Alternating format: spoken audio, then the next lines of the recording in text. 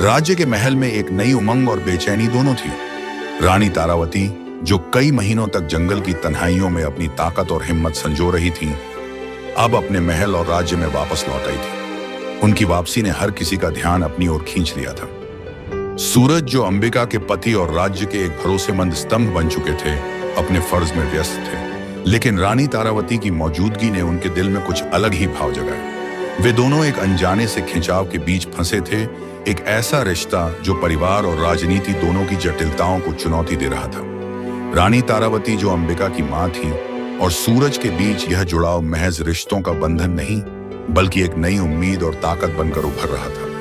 लेकिन इस नए प्यार के बीच सवाल उठ रहे थे, क्या वे अपने दिल की सुन पाएंगे या राज्य और परिवार की जिम्मेदारियां उन्हें अलग कर देंगी। राज्य में सब कुछ धीरे धीरे सुधर रहा था। अंबिका और सूरज ने मिलकर जनता के लिए नई उम्मीदें जगाई थीं, लेकिन एक दिन महल में अचानक सनसनी फैल गई। रानी तारावती जिंदा लौट आई। हाँ, वह मौत से बच गई थी। एक गुप्त रास्ते से वे बच निकल पाई थीं और कई महीनों तक दूर एक रहस्यमय जंगल में रहकर अपनी ताकत वापस जुटा रही थी। उनकी वापसी ने सभी को चौंका दिया। अंबिका और सूरज की खुशी के साथ साथ दरबार में भी हलचल मच गई। राजा विक्रम के लिए यह भी एक बड़ी परीक्षा थी कि वे इस नए सच को कैसे संभालें। रानी तारावती ने अपने लौटने का एक संदेश भेजा जिसमें लिखा था, मैं वापस आई हूं न्याय के लिए, राज्य के लिए और अपने लोगों के लिए। अंबिका के दिल में मिले जुले भाव थे। खुशी थी अपनी मां को फिर से देखने की, लेकिन साथ ही एक डर भी था कि कहीं उनका फिर से राज पर कब्जा न हो जाए। सूरज ने कहा, रानी तारावती के लौटने से हमें शक्ति मिली है, पर साथ ही सावधान भी रहना होगा। जो रघुवीर जैसा था, वे अब कहीं ज्यादा खतरनाक हो सकते हैं। रानी तारावती ने खुलासा किया कि रघुवीर ने उनकी मौत की साजिश रची थी, पर उन्होंने अपनी चतुराई से बच निकलकर रहस्यमय जादुई साधुओं की मदद से वापस आ पाई हैं। अब नए संकट के बीच अंबिका, सूरज और रानी तारावती ने मिलकर राज्य की रक्षा और न्याय की नई लड़ाई शुरू करने का संकल्प लिया। परंतु सवाल यह था, क्या जनता उनकी वापसी को स्वीकार करेगी? क्या वे फिर से मिलकर राज्य में शांति और समृद्धि ला पाएंगे, या फिर पुरानी साजिशें फिर से अंधकार घेर लेंगी? राज्य में रानी तारावती की वापसी ने सबका ध्यान अपनी ओर खींच लिया था। महल में एक तरफ खुशी का माहौल था, तो दूसरी तरफ चुपचाप सवाल भी उठ रहे थे। सूरज, जो अब राज्य के एक महत्वपूर्ण स्तंभ बन चुके थे, रानी के करीब आ रहे थे। दोनों के बीच एक अनजानी सी खिंचाव बनने लगी थी, जिसे वे खुद भी पूरी तरह समझ नहीं पा रहे थे। रानी तारावती, जो कई महीनों तक अकेले जंगल में रहकर अपनी ताकत समेट रही थीं, अब नई ऊर्जा और उम्मीदों के साथ महल लौट आई थीं। सूरज के साथ बैठकर वे राज्य की योजनाओं पर चर्चा करती, लेकिन उनकी नजरें अक्सर सूरज की बातों से हटकर उसके चेहरे पर टिक जाती थीं। सूरज भी रानी के सामने अपने दिल की बात छुपा नहीं पाता था। हर बार जब वे एक दूसरे की आंखों में देखते, तो जैसे दिल की कोई आवाज फुसफुसाती, मैं तुम्हें समझता हूं। लेकिन दोनों जानते थे कि यह रिश्ता महज निजी नहीं, बल्कि पूरे राज्य के लिए संवेदनशील था। अंबिका, जो सूरज की पत्नी और रानी की बेटी थी, जब इस बात का पता चली तो उसके दिल में मिश्रित भाव उठे, प्यार, चिंता और कभी कभी निराशा। रानी तारावती ने एक दिन सूरज से कहा, तुमने मुझे इस कठिन दौर में सहारा दिया। तुम्हारे बिना शायद मैं इस काबिल नहीं होती कि राज्य के लिए लड़ सकूं। सूरज ने जवाब दिया, मां, तुम्हारे बिना हम सब अधूरे हैं। तुम्हारा होना ही हमारी ताकत है।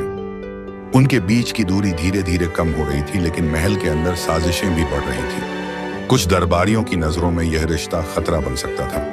वे दोनों न केवल अपने दिलों की लड़ाई लड़ रहे थे, बल्कि राज्य की राजनीति की भी। रानी और सूरज की बढ़ती नजदीकियों को देखकर अंबिका की चिंता गहराने लगी। क्या वे इस प्रेम को स्वीकार कर पाएंगे, या फिर यह प्रेम राज्य में फिर से संकट खड़ा कर देगा?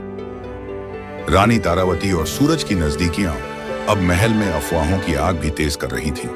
कई दरबारी और मंत्रियों के लिए यह स्वीकार करना मुश्किल था कि रानी और सूरज के बीच ऐसा रिश्ता हो सकता है। वे इसे राज्य की स्थिरता के लिए खतरा मानने लगे थे। एक शाम सूरज और तारावती महल के बगीचे में मिले। चांदनी में उनकी बातें और भी गहरी हो गईं। तारावती ने धीरे से कहा, सूरज, मैं जानती हूं यह रिश्ता हमारे लिए कितना मुश्किल है, पर मेरे दिल ने तुमसे जुड़ना चुना है, चाहे कुछ भी हो जाए।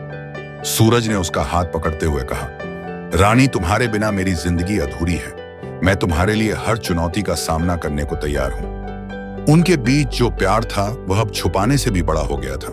लेकिन महल में एक साजिश भी पनप रही थी। रघुवीर के पुराने समर्थक जो रानी की मौत की साजिश में शामिल थे, अब फिर से सक्रिय हो रहे थे। अंबिका को अपने माता पति के बीच इस बढ़ते प्रेम की खबर मिल गई थी।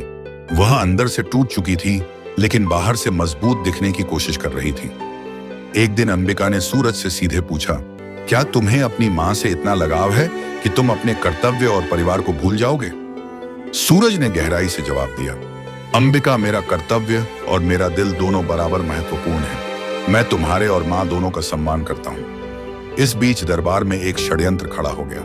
कुछ शक्तिशाली लोग रानी तारावती को राज्य से बाहर करने की योजना बना रहे थे ताकि वे सूरज के प्रभाव को कमजोर कर सकें। रानी तारावती और सूरज को अब न केवल अपने प्यार को बचाना था, बल्कि राज्य की स्थिरता और न्याय की लड़ाई भी लड़नी थी। कहानी यहां से नए मोड़ पर पहुंचती है। क्या वे साथ मिलकर सभी बाधाओं को पार कर पाएंगे, या फिर पुरानी साजिशें फिर से राज्य को अंधकार में डाल देंगी? महल में एक सन्नाटा छाया था। रानी तारावती और सूरज के प्यार की खबर अब पूरे राज्य में फैल चुकी थी। कुछ लोगों ने इसे स्वीकार कर लिया तो कुछ गुपचुप षड्यंत्र रचने लगे। रघुवीर के पुराने समर्थक जो लंबे समय से राज्य की कमजोरी का इंतजार कर रहे थे, अब खुलकर सक्रिय हो गए थे।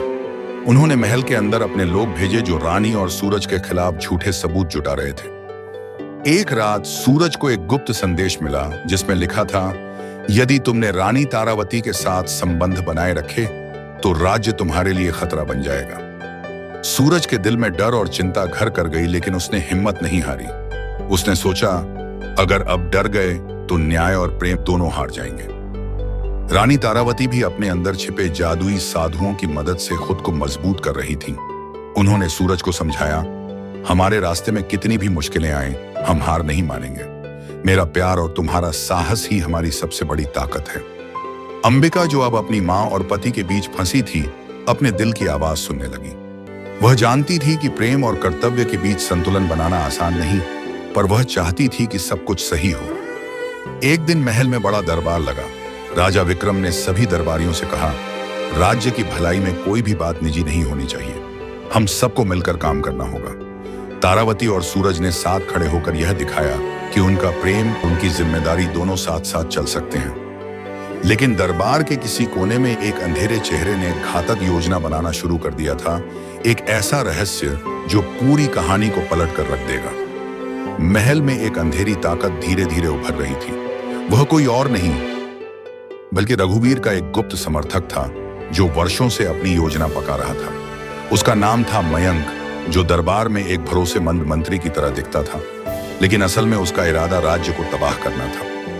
मयंक ने सूरज और रानी तारावती के प्रेम को तोड़ने के लिए एक झूठा सबूत तैयार किया।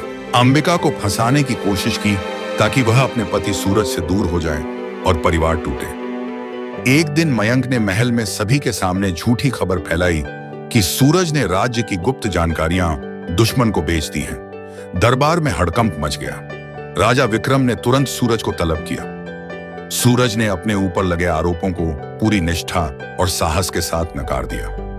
रानी तारावती भी सामने आई और कहा, सूरज मेरे दिल का सच है, मैं उसके साथ हूं और उसकी निष्ठा पर पूरा भरोसा करती हूं। अंबिका, जो भीतर से टूट चुकी थी, अब मजबूती से खड़ी हुई।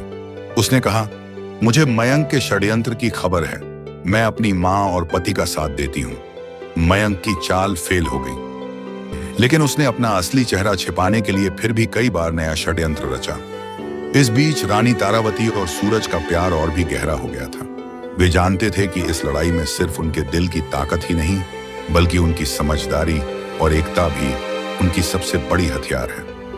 राज्य की बागडोर संभालते हुए वे यह तय करने लगे कि कैसे मयंक और उसके समर्थकों को उजागर कर राज्य में शांति वापस लाई जाए। महल में अब हर तरफ बेचैनी थी। मयंक और उसके गुप्त समर्थकों ने राज्य की कई जगहों पर अराजकता फैलानी शुरू कर दी थी। उन्होंने कई सरकारी दस्तावेज चुराए और झूठे प्रमाण महल में जमा किए थे, जिससे दरबार में द्वेष फैल गया। लेकिन रानी तारावती, सूरज और अंबिका ने मिलकर एक योजना बनाई। वे मयंक को उसके जाल में फंसाने वाले थे। रानी तारावती ने जादुई साधुओं की मदद से मयंक की हर हरकत पर नजर रखी। सूरज ने अपने विश्वास पात्र सैनिकों को तैयार किया और अंबिका ने दरबार के अंदर से सबूत जुटाए। एक रात दरबार की एक बड़ी सभा में रानी तारावती ने सभी के सामने मयंक के षड्यंत्र का पर्दाफाश किया। उन्होंने जादुई साधुओं द्वारा पकड़ी गई सच्चाई को उजागर किया और मयंक के खिलाफ सशक्त सबूत पेश किए। मयंक ने घबराकर अपनी साजिश कबूल की, लेकिन तभी सूरज और उसके सैनिकों ने उसे गिरफ्तार कर लिया। राज्य में फिर से शांति लौट आई। इस दौरान रानी तारावती और सूरज का प्यार और भी गहरा हो गया था। उन्होंने खुले दिल से एक दूसरे को अपना प्रेम स्वीकार किया। अंबिका ने भी इस नए रिश्ते को स्वीकार कर अपनी मां और पति के साथ मिलकर राज्य की तरक्की में जुट गई। राजा विक्रम ने घोषणा की, यह प्रेम, यह एकता ही हमारे राज्य की सबसे बड़ी ताकत है। हमें मिलकर भविष्य की चुनौतियों का सामना करना होगा। राज्य में न केवल न्याय और शांति स्थापित हुई, बल्कि एक नई उम्मीद और विश्वास की लहर दौड़ गई। राज्य में खुशहाली की हवा बह रही थी। मयंक और उसके सारे समर्थक जेल में बंद थे और राजा विक्रम ने अपने दरबार को पुनः मजबूत किया था। अब वक्त था प्यार और बंधन को पक्का करने का। रानी तारावती और सूरज ने अपने रिश्ते को आधिकारिक रूप से स्वीकार किया। एक भव्य समारोह का आयोजन किया गया, जिसमें राज्य के सभी लोग, मंत्री, सैनिक और आम जनता ने हिस्सा लिया। अंबिका ने भी दिल खोलकर अपनी मां और पति के इस नए रिश्ते को स्वीकार किया और तीनों ने मिलकर राज्य की भलाई के लिए काम करने का संकल्प लिया। शादी के समारोह में चांदनी रात थी और पूरे महल में दीपों की रोशनी चमक रही थी। सूरज ने तारावती को प्यार से गले लगाया और कहा, हमारा प्यार राज्य की नई ताकत है और यह हमेशा चमकता रहेगा। रानी ने मुस्कुराते हुए जवाब दिया, हमारी एकता से ही राज्य का भविष्य उज्जवल होगा। राजा विक्रम ने सबके सामने कहा, यह प्रेम, यह विश्वास हमारे राज्य की सबसे बड़ी पूंजी है। हमें इसे बनाए रखना है। तारावती, सूरज और अंबिका तीनों ने मिलकर एक नए युग की शुरुआत की, जहां न्याय, प्यार और एकता की जीत हुई। राज्य में शांति और समृद्धि का दौर शुरू हो चुका था और इस तरह एक नई कहानी की शुरुआत हुई, जहां दिलों की ताकत ने हर अंधकार को हराया।